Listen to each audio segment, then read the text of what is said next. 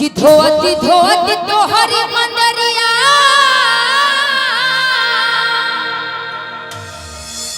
कि धोती धोती तोहरी मंदरिया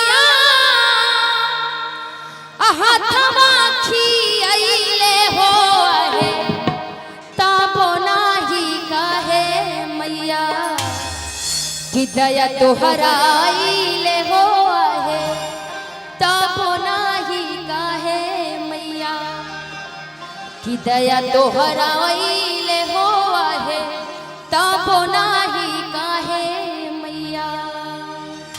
एक भक्त माँ के दरबार में जाता है, रोज हाजिरी लगाता है। माँ से कहता है क्या कि धोती धोती तोहरी मंदिरिया हाथवा खियाइले हो है तब नाही कहे मैया।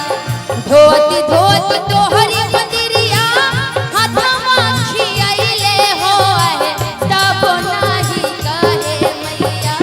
दया तोहरा आइले हो तब नाही कहे मैया। दया तोहरा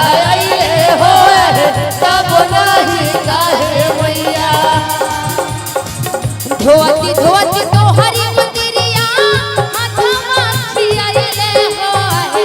धोती धोती तोहरी मंदिरिया हाथवा खियाइले हो है तब नाही कहे मैया। दया तोहरा आइले हो है तब नाही कहे मैया। जय हो मीठी मीठी तालियां के साथ में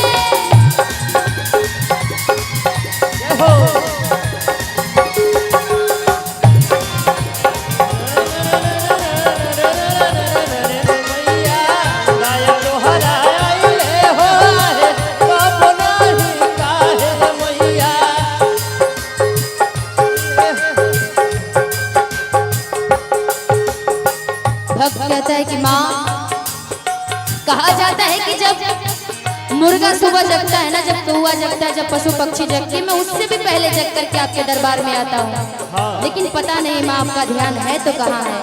भक्त कहता है क्या कौवा बोले से पहले आइला मंदिरिया।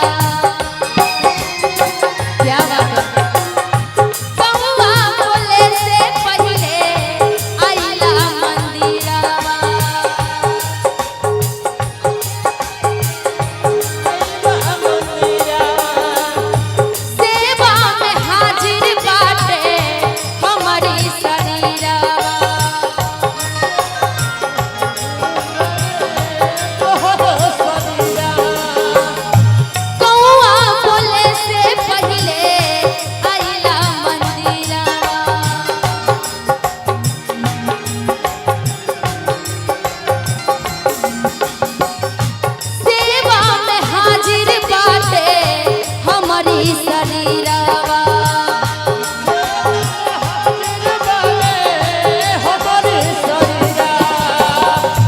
लाइट को वाइट ही रहने दीजिए क्योंकि कैमरा वाले लोगों का फिर वीडियो खराब हो जाएगी।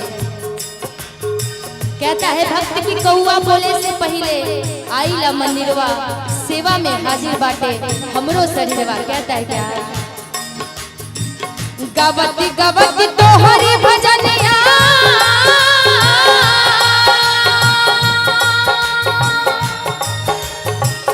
गवती गवती तोहरी भजनिया होठवा झुरइले हो है तब नाही कहे मैया। दया तोहरा आइले हो है तब नाही कहे मैया। दया तोहरा आइले हो है तब नाही कहे मैया। दया तोहरा आइले हो है तब नाही कहे मैया। दया तोहरा आइले हो है तब नाही कहे